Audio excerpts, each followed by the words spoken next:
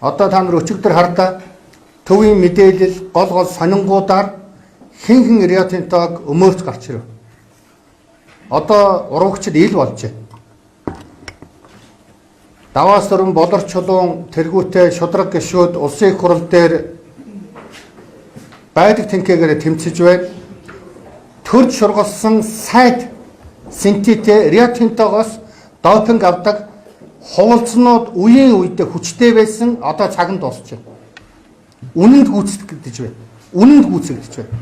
Анхны ерөнхийлөгч Очир Батбай 5 толгойн туузын одоо гишүүн байгаа. Уул уурхаагаас олигархуудад үйлчилсэн. Дараагийн ерөнхийлөгч Багванд оюу толгойн төлөөлөл удирдах зөвлөлд одоос байгаа байх. Тэр амралтанд байгаа. Маш их олон сая долларын ашигтайгаар ажиллаж байгаа. Ард түмэн тэрний шанд нь 3 хүний нэг нь ажилгүй байгаа.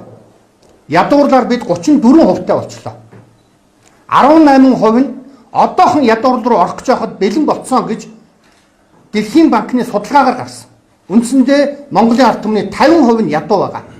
Шамдны баялгаа өгөөд авч байгаа шам нь Монгол хүний 2 хүн тутмын нэг нь ядуу. Ийм ачаагүй байдалд оруулсан улсууд одоо ил болж байна. 3 дахь ерөнхийлөгч Энквайр энэ бүхнийг ил тод болгохын төлөө шоронд орж дүүржүүлэх алдсан. Энэ Рио Тинтогийн улаан хамгаалагчид дэнд хүчтэй байна. Дараагийн ерөнхийлөгч Элбэгдорж улаан хамгаалагчдын толгойлогч Багванд Элбэгдорж дараагийн ерөнхийлөгч хийж байгаа Батулга хаа байна?